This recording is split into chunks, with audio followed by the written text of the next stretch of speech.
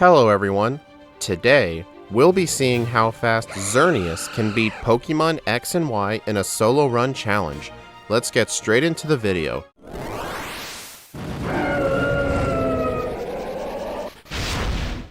This will be the first set of 2 videos in Pokemon X version I will be releasing on the channel.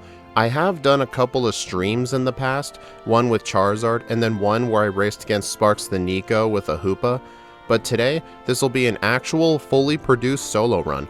I've gotten a lot better since then. I've done several offline runs, so I can guarantee you this run will be pretty darn good.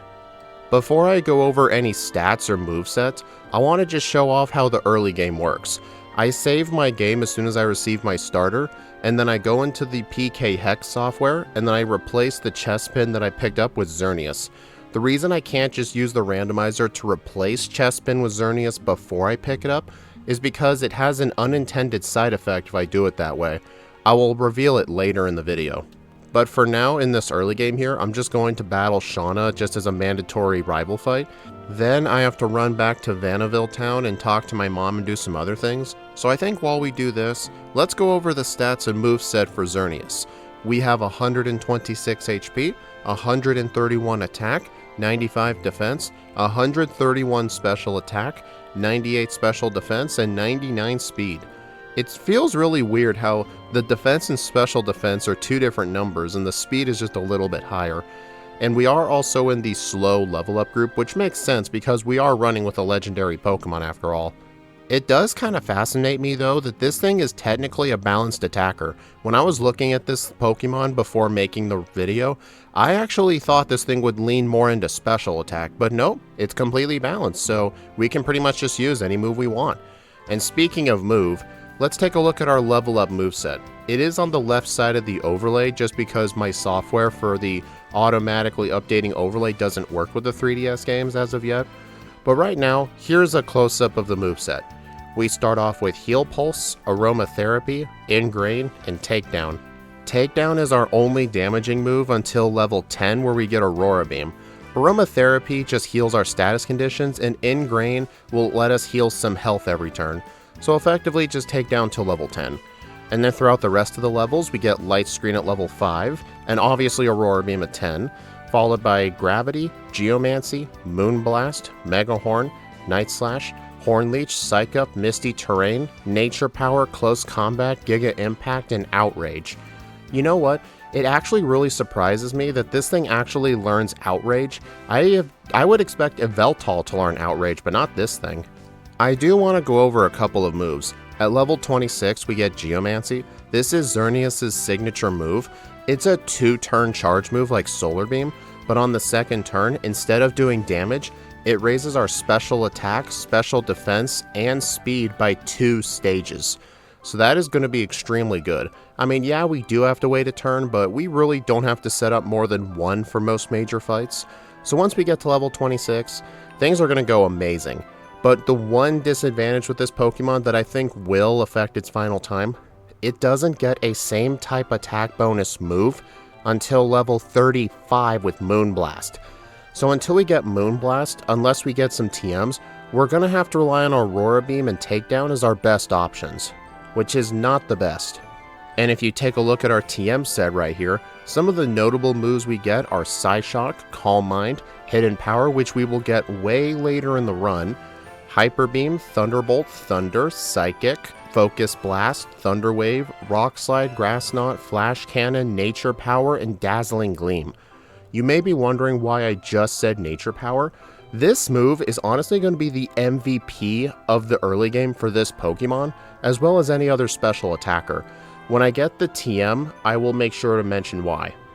Now that I've mentioned Xerneas' move pool, I want to show off what I do in the early game.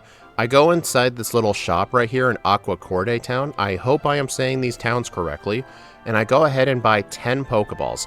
You can actually buy Pokeballs before the catching tutorial. Here's why. As soon as I step into this grass on Route 2, I get an immediate encounter with a level 3 Pidgey. This Pidgey is actually a scripted encounter. Every time you step halfway into this grass, a level 3 Pidgey will always spawn. And also, fun fact, in this route only, every Pokemon here has a guaranteed catch rate. Not the Pokemon, just if it's on this route specifically. So this is the best chance to catch my HM users. I have the Pidgey for Fly, and I also catch a Zigzagoon for Cut and Surf. Mainly just Cut, but Surf is just a nice bonus. Honestly, it doesn't matter that this thing gets Surf because we can just get the Squirtle from Professor Sycamore later, but right now it's not that big a deal. So now inside the Santaloon Forest, which is just a ripoff of Viridian Forest, I go ahead and fight every major trainer here, and then I end up leaving the forest, heading through Route 3, and then heading straight into Santaloon City. At this point, I can take on the first gym leader of Kalos, Viola, who uses bug types, but I'm not going to do that just yet. I head on east to Route 22. The reason I go to Route 22 is because I do need to go through this area near the end of the game to get an elixir for the league, and since they're surrounded by trainers, I may as well fight them early on because with how the XP formula works in this game, the higher level I am compared to the opponent, the less experience I'll get. So it is actually beneficial to fight them now. And besides, I want to get level 10 for Aurora Beam first before I fight Viola.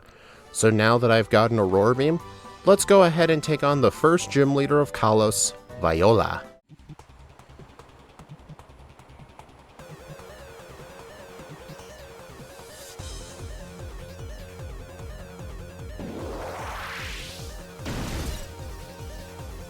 I'm sure you're expecting every gym leader here to be easy because this is X and Y after all, and you're pretty much going to be right. I mean, this is the first gym leader and we're using a legendary, so obviously this is going to be easy.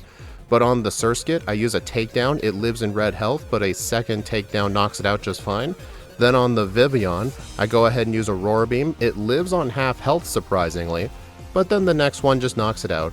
This thing's only good attacking move is Infestation, and fortunately fairies are not weak to bugs. Honestly, I'm kind of surprised it's not weak to bugs, you know? So now with our first badge, I go ahead, heal at the center, I get the experience share which I will turn off because I do not want my HM users getting experience. That's just going to be a massive waste of time. And also on this route right here on Route 4, you can actually skip pretty much every trainer here, and on the very top right area of this route, I go ahead and get an Ether. Ethers and elixirs and stuff like that are going to be very far and few in between in this playthrough.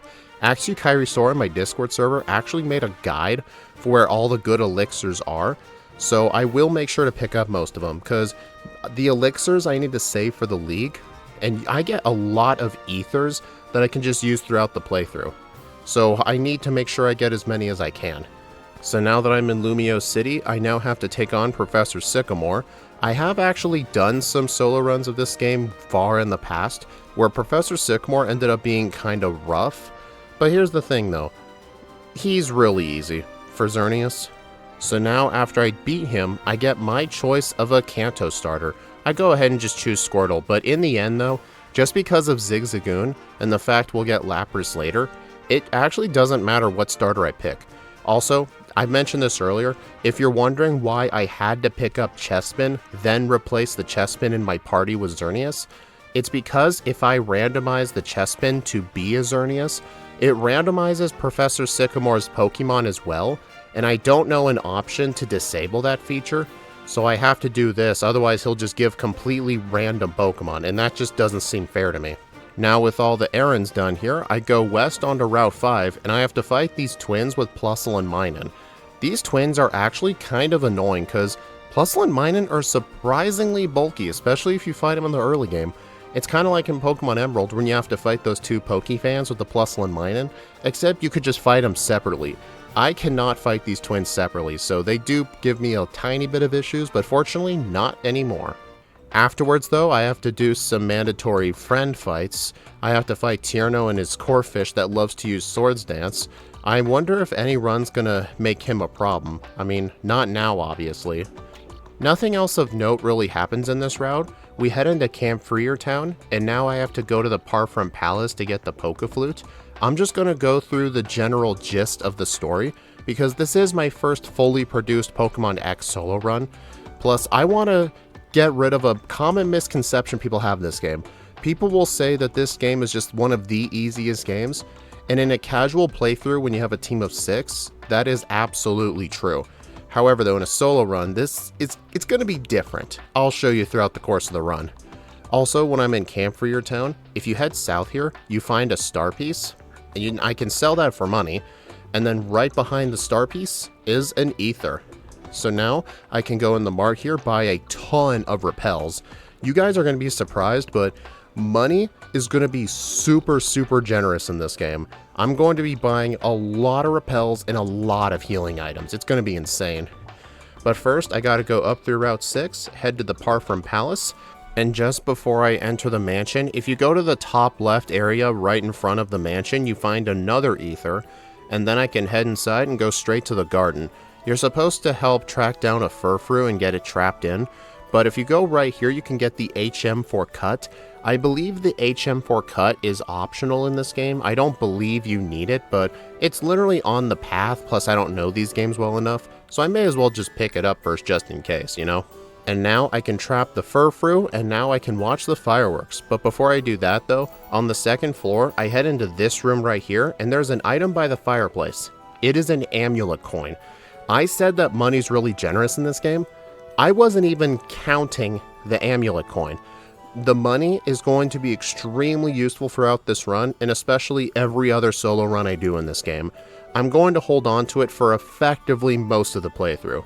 Anyway, I run away from the Snorlax, sadly it's not holding leftovers, and then I head all the way west and do a multi-battle with the friends.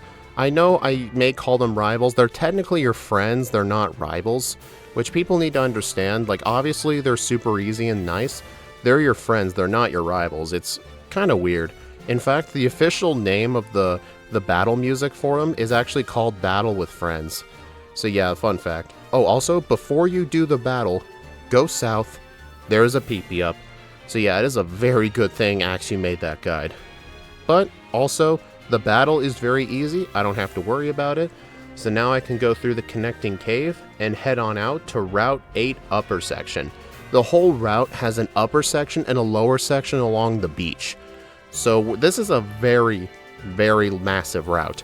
But it doesn't matter though, I'm going to fight a bunch of the trainers on my way to Ambrat Town. There's going to be quite a few things I need to do here. I talked to this lady right here to get the TM4 Rock Smash. It's not an HM in this game. However, I do want to get this and teach it to one of my HM users just to get some items later. Plus, if I go inside this hotel, this girl gives me TM96 Nature Power. People may know this move from Pokemon Emerald. A bunch of Lombre and Ludicolo like to use this move to mainly use Swift. However though, in this game, Nature Power is incredibly OP. What this move does is, it turns into a different move depending on the environment you're in, and they're all high power special moves. And obviously, our special attack is very high, so pretty much no matter where we use this, we're going to get a very good move out of it. Whenever it becomes relevant, I'll make sure to go over what move it becomes. For example, deep in the bowels of the Glittering Cave, on this Team Flaregrun's Houndour, I use Nature Power and it turns into Power Gem because we're inside a cave and it one-shots it. So this move, for any special attacker that can learn this move, it's going to provide extremely good coverage. At the end of the cave here, I go ahead and pick a fossil. I pick the Jaw fossil because unfortunately the Helix fossil is not an option. I get this escape rope here and I immediately use it to get out. So now I can take the slow ride with the Rhyhorns back. Yay!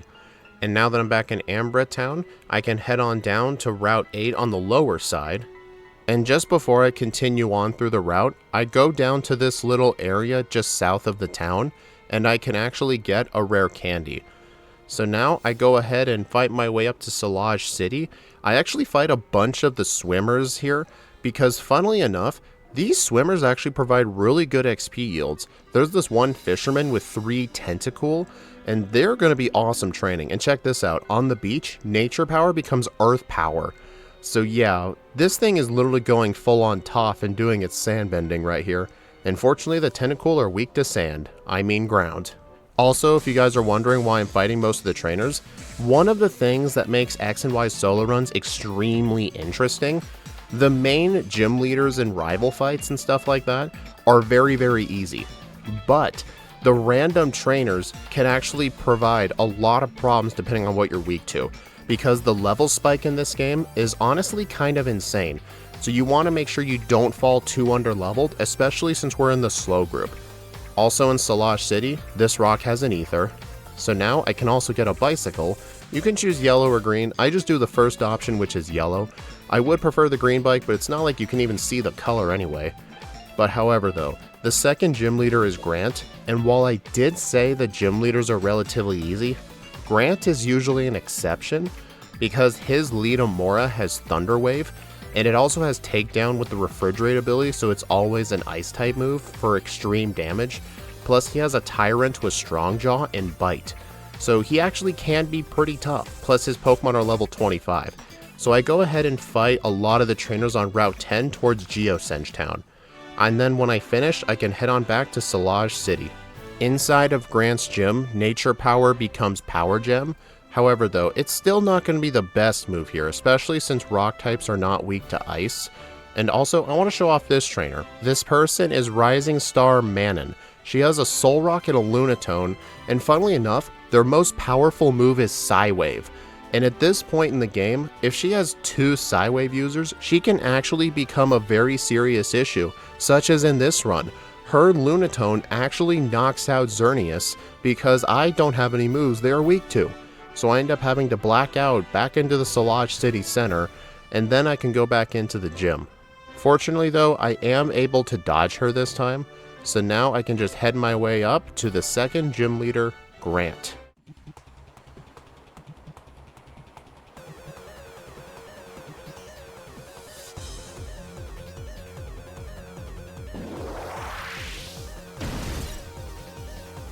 Grant leads off with his level 25 Amora. I go ahead and use Aromatherapy to get rid of paralysis I had from a previous fight because I ran out of Paralyze heals, and now every time it uses Thunder Wave I can just use Aromatherapy. However, Takedown is really starting to do some serious damage. I used Nature Power Power Gem to knock out the Amora, but sadly I took way too much damage from the Tyrant, so I end up getting a reset. I decide to actually go back and heal at the center to get rid of the paralysis. I honestly need to start routing in my X and Y playthroughs, buy a bunch of Paralyze heals, because this ended up being an issue in multiple runs I've had. Because there are a bunch of different trainers in Grant's gym that can paralyze you, and that's not even including the Amora. Now that I'm back in this fight, I go ahead and use one Nature Power Power Gem. I don't heal my paralysis just yet, just because I don't think it's even going to matter. I just spam Aurora Beam on the Tyrant and I defeat it in 2 hits. So honestly, if I just wasn't paralyzed going into that fight, it would have been very easy. So honestly, I have no one to blame but myself for this loss. Now I've got to head back up to Geosenge Town, fight a bunch of Flare Grunts, they're all pretty easy. And then in Geosenge Town, before I can move on to Route 11, I have to fight Korrina and her 2 Lucario. Funnily enough, I was actually kind of scared of doing this fight in some other playthroughs I was doing. But honestly, her Lucarios are pathetic. Their only attacking moves are Power Up Punch and Feint. So yeah, for a Fairy type Xerneas, they are very easy, although the fight is going to be very, very slow. Because on normal terrain here, Nature Power becomes Tri-Attack. Honestly, not that good. I mean, it's better than Aurora Beam, so I'll probably just need to stick to using that. I am able to defeat her 2 Lucarios, and then I can go inside the Reflection Cave. Reflection Cave honestly has some of the hardest trainers at this point in the game. There are a bunch of trainers here with fighting types with sturdy and rock moves, and there's some mandatory double battles in here too. Plus the level spike is at this point is starting to get relatively insane, which is why I haven't been skipping optional trainers, because I have been very worried about falling behind on levels, and I am starting to fall behind. Even though I'm a legendary Pokemon, there are some random trainers that are out-leveling me. But fortunately, just before I go in the cave, I finally learned Geomancy at level 26. However though, I am going to have to sustain some damage when I try to use the move, so I need to make sure to only use this when absolutely necessary. Fortunately, I don't get any resets or blackouts in this cave, so now I can enter Chaleur City, heal at the center, and now that I have a bunch of money from holding the amulet coin, I go ahead and buy 99 Super Repels. Yeah, you guys can see why the amulet coin is so good, right? I mean, I can probably afford this many even without the amulet coin, but I'm also going to be saving money for a vitamin buy later in the game. I'm not going to be able to buy vitamins till Lavere City, which is where the 6th gym is, the fairy type gym. And once I get there, you guys are gonna want to see how much money I have. It's really nuts. Also, if you see on my overlay, I didn't mark Grant's gym badge. Since my software doesn't work with this overlay, I have to manually update the badges, and sometimes I forget. I think I was also streaming this run in a Discord call in my Discord server, link in the description below if you want to watch these runs live. But yeah, I think I was just distracted chatting with people. So now inside the Tower of Mastery, I have to take on the rival fight. When I was actually doing the Hoopa race with Sparks the Nico about a year ago, this fight ended up delaying me by over an hour because Hoopa was 4 times weak to Dark because of the stupid Absol with Night Slash. But fortunately, this Pokemon doesn't give me any problems today. Although, the Breaksin, when it evolves into Delphox, will become kind of an issue because the Fire type does resist Fairy moves. So honestly, the Delphox line was probably the hardest starter for us to fight. But now, let's not worry about that. Let's go take on the 3rd gym leader, Korrina.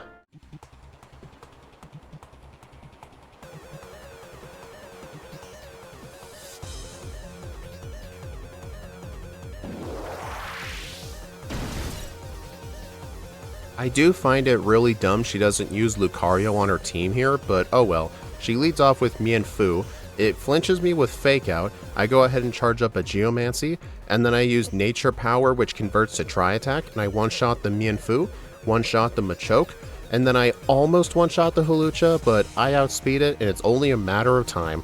Just like I predicted it would be. So now I have to go back into the Tower of Mastery, and I have to prove myself that I can handle Mega Evolution, even though I am never ever going to use them in these runs just because I don't really want to do runs where I allow Mega Evolution, just because I think it would make the game a bit too easy.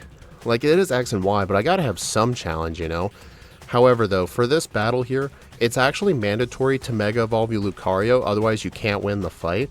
So I have to Mega Evolve, use 2 power-up punches, and then I can go ahead and keep the Lucario. I'm not really using it for HM users, but if you guys remember from my Gen 5 runs, I would need to have a full party of 6 to not have the legendary put in the first slot of my party. I'm going to hold on to Lucario for that reason. Now, just outside the city as I head into Route 12, I go ahead and get the HM for Surf, as well as this free Lapras. I can teach Surf to either my Bunnelby, Squirtle, or Lapras. Also earlier I said Zigzagoon. Yeah, Bunnelby can also learn Cut and Surf, so if I said Zigzagoon, I meant to say Bunnelby. Oh well. So I go ahead and teach Surf, and I surf my way across this route. But there is a neat little thing you can do here. You can actually go inside the Skidoo Ranch right here, and if you're riding a Skidoo, the trainers actually will not fight you, which is actually kind of nice. However though, I am going to go into the grass right here to cut down this tree, and behind this tree is the item called the Leftovers. This will heal a 16th of my HP every single turn in battle. So I get this item and it's super useful, although I don't really use it that much. So I go ahead and get back on my Skidoo. I tried to get across this guy and I end up deciding, you know what, I should probably do a little bit of training just because I'm only level 31 going into 32. Like, I am still pretty worried. So I go ahead and fight a couple of trainers, and then I head my way into Coumarine City. There are some useful items I'm going to get here. On this little deck right here, I'm going to go ahead and get an elixir. I get in a sphere berry. You get a random berry there once per day. I like to just see what it is, but it's really nothing useful. I should just quit checking it. So then I also get the HM for Fly from Sycamore, and I go ahead to the upper section of Coumarine City, and now let us go take on the 4th gym leader, Ramos. Right after this rival fight, but nothing eventful happens. Let's just go do the gym leader.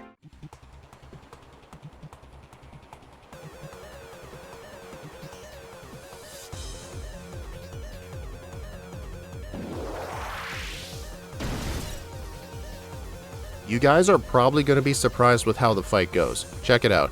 I use a Geomancy, raise my stats, and then I Nature Power Energy Ball. I don't know why I did that. And then the Jumpluff U turns into Go-Goat.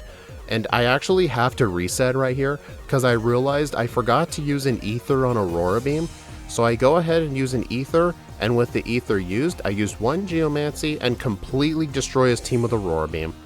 I should not have had any resets this whole run, I need to learn to start healing before gym leaders.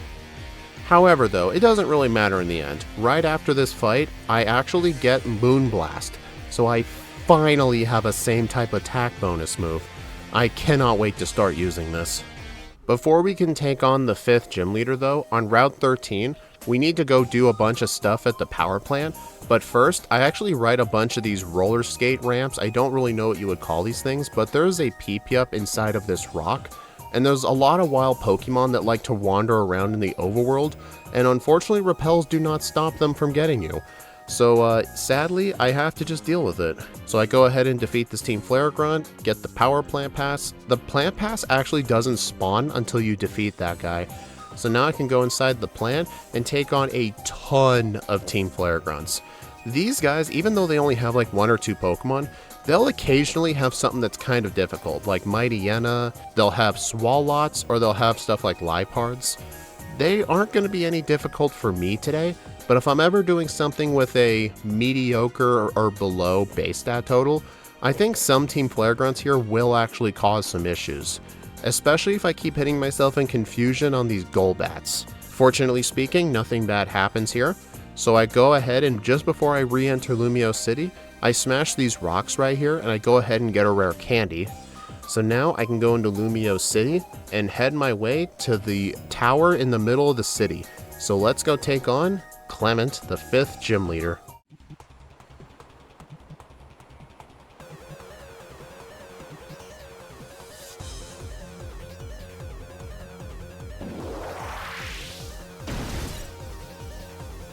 I often view Clement as the 2nd hardest gym leader in Kalos because he will get off electric terrain, which will make Thunderbolt do double damage. His lead Emolga will Volt Switch into Magneton, and it does have Sturdy, so it's always guaranteed to set up the terrain. However though, it keeps spamming Hyper Potions, but once I defeat it, the electric terrain actually wears off right as the Heliolisk comes out, so Clement can't even do anything to me. If he had just sent out his Heliolisk earlier and actually got off a Thunderbolt, it would have done some very decent damage, but I did have a Geomancy set up, so I don't think it would have even mattered anyway. So now I have to go ahead into the Lysander Cafe, do a bunch of talking, and now I have to go north to Route 14 where I have to do a mandatory rival fight.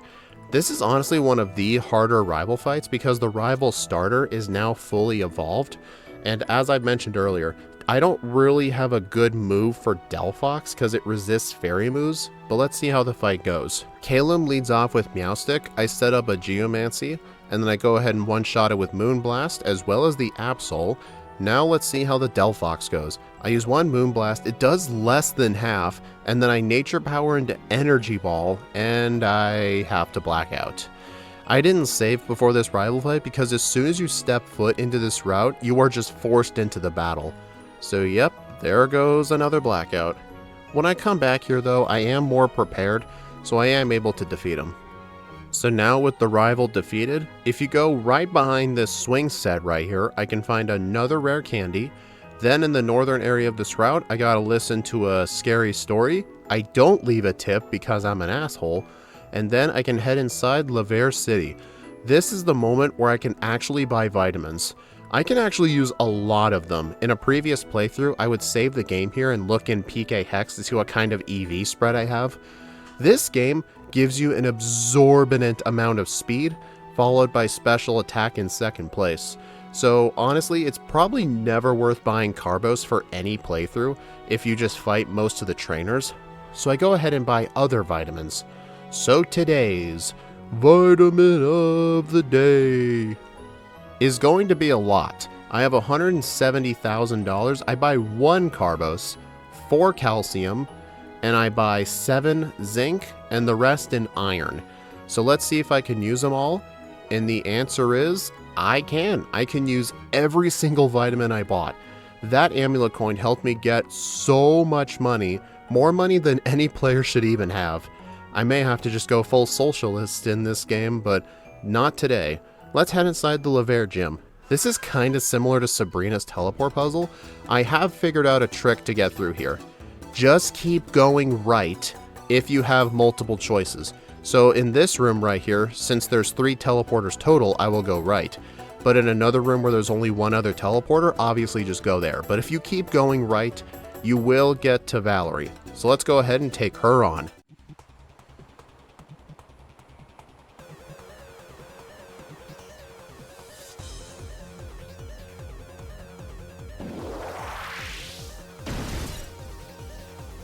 Valerie's lead is Mawile, and it's honestly one of the worst leads in the entire game. This Mawile barely even has any good moves, it can't hit me for anything, and then I can just set up for free and destroy her whole team. They really should have given that Mawile better moves. I mean, I still would have won anyway, but it would have made the video like somewhat more interesting. It just keeps spamming Crunch and Iron Defense. Like, dude, that's just bad. I also just realized something I never went over at the start of the video was my nature and ability. I went with a modest nature, which is plus special attack minus attack, and my ability is Fairy Aura. It makes all fairy moves on the battlefield, including my opponents, do 50% more damage. So Moonblast with the same type attack bonus and Fairy Aura is honestly extremely insane. That gives it a effective power 213, which is incredibly insane. I don't know if the Fairy Aura is a 50% boost. I'm pretty sure it's 50%. Or it might be 30. I don't remember. The point is, it's a lot of base power. So now I go ahead into the Pokeball factory, take out the Team Flare admins, and I get the Master Ball to catch the other Xerneas later. And then I can head on through Route 15. Nothing really eventful happens, although I do pick up a couple of rare candies. I also get the PP up just in the top right area of this route that you need Surf for. And then as soon as I get the PP up, I head straight down to Route 16, and I can go ahead and get this rare candy, which is blocked off by a cut tree. There is technically a second rare candy on the very far west side of the route towards Lumio City. However though, I don't end up getting it just because I need rare candies, but I don't need that rare candy. That's just too out of the way. So now I can head inside Dendamil Town, and then I enter the Frost Cavern. There are actually some very tough NPCs here. There's even a hiker that has a Relicanth. This hiker actually caused a lot of issues with Charizard when I played it a long time ago. But however though, there is a way to skip it, and obviously it takes me quite a few tries to remember how to skip him, but I do end up not skipping him. Yep, I gotta take on Relicanth. But it's not a big deal though. Clement gives the TM for Thunderbolt, and that's what I end up teaching to Xerneas. So now I've got Moonblast and Thunderbolt. I still have Aromatherapy from the very start of the run, just because having the ability to heal paralysis whenever I want is incredibly good to have. So now I rescue the Abomasnow at the end, go to Route 17, ride a Mamoswine, and then I pick up this rare candy at the very end of the route, and then I enter Anastar City. There is a mandatory rival fight in front of the gym, but before I do that, I go inside this house here by the Pokemon Center, and I can get the TM for Hidden Power. As you can see in the bottom of my overlay, I have Hidden Power Fire. It's only going to be used for the Steel type Elite Four member for his Scizor, because without Hidden Power Fire, I really have no options against that thing besides set up to +6 in my special attack. And I think even then it'll probably still live. Because you gotta remember, Xerneas is actually weak to steel moves, so I want to make sure I'm prepared for Wickstrom. However though, on the rival fight, I end up taking way too much damage here, and his Jolteon actually knocks me out with Discharge. Fun fact, if your rival is Calum and you pick the Grass Starter, he will have Jolteon, and his Jolteon is one of the fastest Pokemon in the entire game. In the final rival battle in Victory Road, I believe it is the second fastest Pokemon overall in the entire game. And you may be asking, what about Serena's Jolteon if your rival is Serena? No it is not. I looked at a spreadsheet made by some Pokemon speedrunners with all their stats. The Serena Jolteon doesn't have a plus speed nature like Calum's. So yeah, it's going to be absolutely insanely fast. But with that one reset out of the way though, let's go take on the 7th gym leader, Olympia.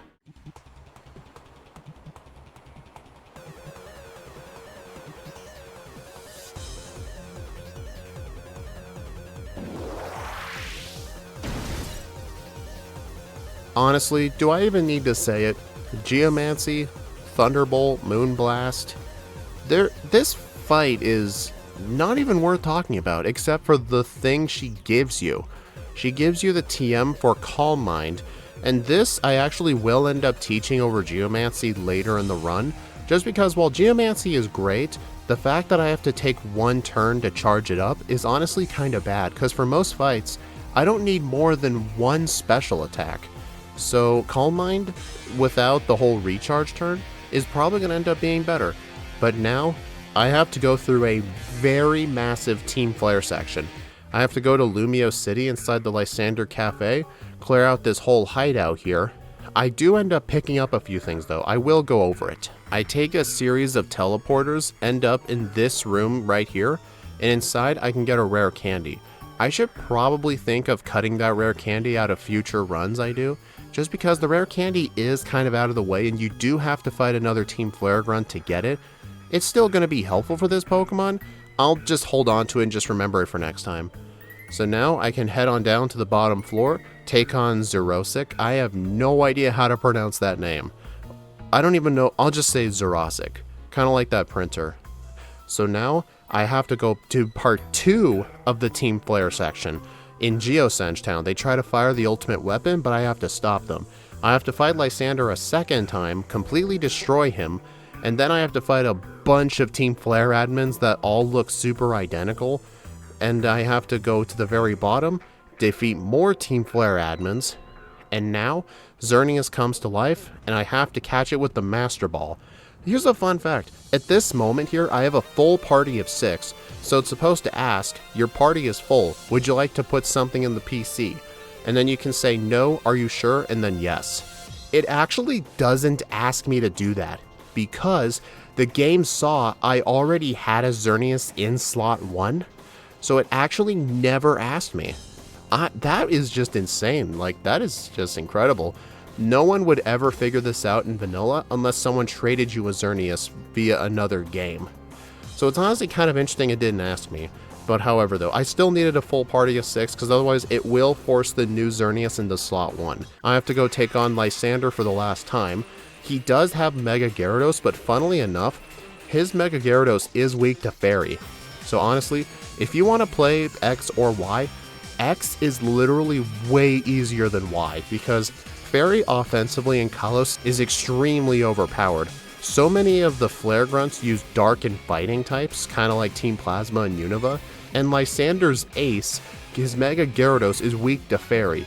So it's honestly kind of insane just how brutally overpowered Fairy types are. Now that I've kept you guys here long enough, we really don't need to cover any more of this section.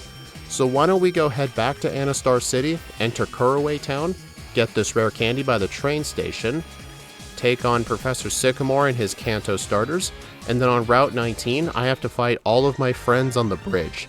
You actually have to fight Shauna followed by Tierno without healing, and then Trevor heals your Pokemon. None of them give me any problems. I get the HM for Waterfall, which is going to be absolutely useless to me. And then I enter Snowbell City, head on south through the winding woods on Route 20, and then I enter the Pokemon Village, get another Max Ether right here, and then I can go back to Snowbell and take on the 8th gym leader, Wolfric.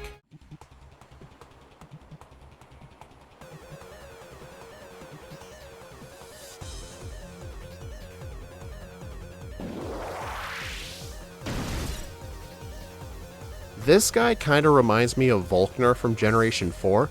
We've had to do so much of the evil team section right before the 8th gym that the actual 8th gym leader is an absolute complete joke. The only Pokemon who are going to have problems here are Pokemon weak to ice moves. And that's pretty much it, because the level spike is still kind of nuts. His ace Avalugg is level 59, which is kind of insane for a gym leader ace. But it doesn't matter though, I knock it out, and now I can head my way towards Victory Road and the final 5 trainers. But before I do that, here in this little Victory Road gate, whatever you call it, I head on west back to Route 22, which is where we trained near the start of the game. I skip all the trainers I fought earlier, I cut this tree down, and get an elixir. This will help out a lot in the league. You may have noticed I seem to rarely ever pick up elixirs, and I only really pick up ethers. The main reason for this is because ethers are so common in this game, but elixirs are very hard to come across. In fact, when Axio was making his guide for how to obtain all the elixirs and stuff like that, there are no max elixirs in the entire main story. They're only in the post game, I believe. So it's or either that or they're extremely out of the way and not worth getting. One thing I do want to mention inside of Victory Road, you guys remember Cool Trainer Warren from my Fire Red and Leaf Green runs? He's the first gym trainer in Giovanni's gym. Victory Road in this game is filled with nothing but Cool Trainer Warrens. Every trainer here has the potential to give you a reset depending on what your weaknesses are. There are a lot of people here with fully evolved Pokemon, often with teams up to 3, and actually very, very good movesets, and I think some of them have close to max IVs. I can't exactly prove it, but I have a feeling. So now, halfway through Victory Road, I do the final battle with Calum. I mentioned earlier in the run that his Jolteon, only his Jolteon, not Serena's Jolteon, his Jolteon is one of the fastest Pokemon in the entire game. Its speed stat is over 180, which is just insane. But if you guys are wondering what the actual fastest Pokemon is, it's actually Malva's Talonflame with 183 speed. That's not going to matter today, but if I ever ran something weak to fire, this whole run will need to be planned around her. I actually did a Bulbasaur solo run on stream about a month or two ago, so if you want to see just how bad Malva can be for a grass type, go ahead and watch that live stream. It'll definitely be worth the watch. And now, the rest of the trainers here don't give me any issues, although some do come kind of close. I enter the Pokemon Center, buy some full restores, and now we can take on the final 5 trainers. Let's do this shit.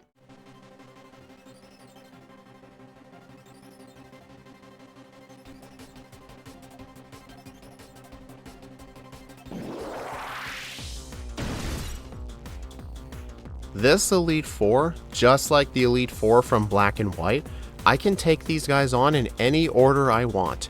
I go ahead and take on the Water type Elite Four member Cybold. He's generally the hardest Elite Four member here because his Clauncher has Mega Launcher as its ability, which gives all Pulse moves a 50% boost, and all of its moves are Pulse moves, like Aura Sphere, Water Pulse, Dark Pulse, all those things count towards the ability. And then I can one-shot the Gyarados with Thunderbolt. The Barbaracle, well, it's a 2-shot with Thunderbolt. I didn't really use a Geomancy just because I was kind of scared. I mean, look at my level. Despite all the training I did, I'm only level 64, which is 1 level higher than their ace, which is kind of insane. So now I fight the Fire Elite Four member Malva.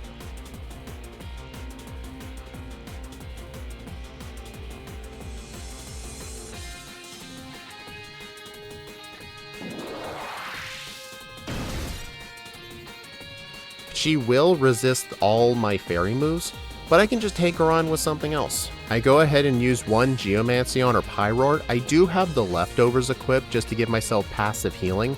So then with +2 in my special attack, fortunately Thunderbolt is able to deal the work for most of her Pokemon. So honestly, she wasn't as bad as I thought. But now we need to do what I predict will be the hardest Elite Four member for this Pokemon, Wixstrom.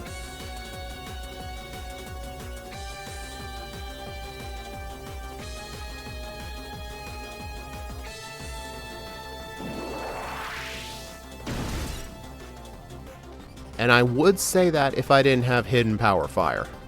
He leads with a Klefki. I go ahead and use a couple of Calm Minds because I actually did replace Geomancy with Calm Mind just because the recharge turn has become a liability. So now on the Scizor, it uses Bullet Punch, dealing half of my health, and then Hidden Power Fire one-shots it, and I have to keep alternating between Calm Mind, Moonblast, Thunderbolt, and Hidden Power Fire because his lead Klefki, as I was setting up, used Torment, so now I can't use the same move twice in a row, which is extremely annoying to deal with. Fortunately though, I am able to defeat him, and then the 4th Elite Four member is Drasna.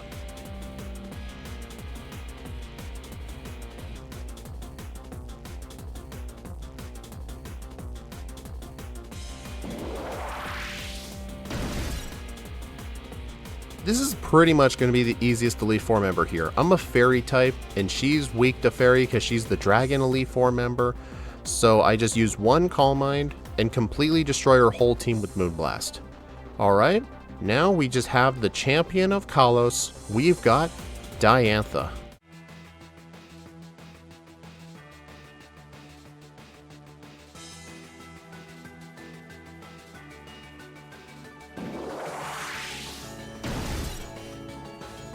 The plan here is to set up on her lead Hawlucha, but it's often not a good idea. It does have Swords Dance and Poison Jab, but fortunately she doesn't decide to use Poison Jab.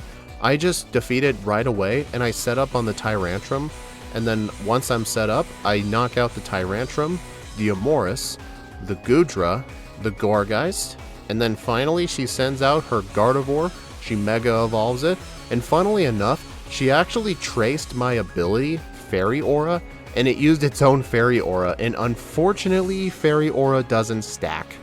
But it doesn't matter, I one-shot her Gardevoir anyway, and Xerneas has clocked in with a real time of 2 hours, 7 minutes, and 24 seconds, with 4 resets and several blackouts.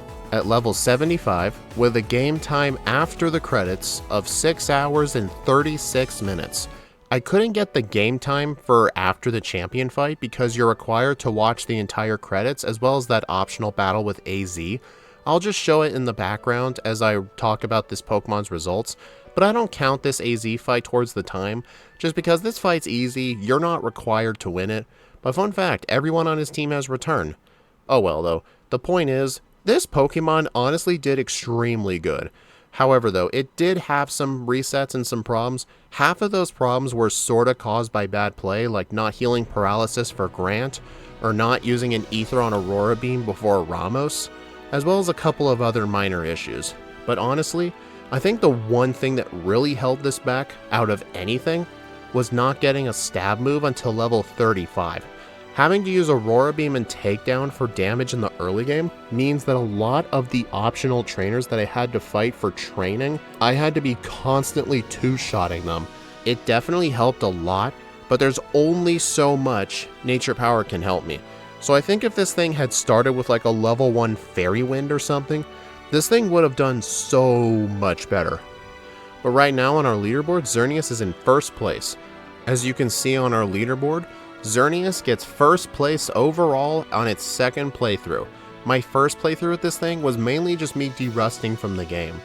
But yeah, you can clearly see just how well my skill has improved since then. The previous first place of Hoopa is 3 hours and 21 minutes, and Xerneas got a time of 2:07. I really need to re-rank Hoopa and Charizard at some point, but not today. But now, we are going to see some company for Xerneas, because later in the week, we'll be beating the game with Yveltal. I think this thing might actually have a chance, but the fact that it's not a fairy type is going to give it some issues throughout all of the Team Flare sections. But if you guys have learned anything from this run, or if you want to learn something, random trainers are really hard to deal with. You need to constantly pay attention to your health, keep in mind what you're weak to, and battle what trainers you need to accordingly, and avoid the ones you need to avoid. It's honestly a very unique game to solo run based on all the other games I've done, because in every other game, random trainers are completely mind-numbing, just a waste of time, but these guys right here, they pretty much all provide good training because they often like to use really good Pokemon, plus the level spike in this game is not like any other game.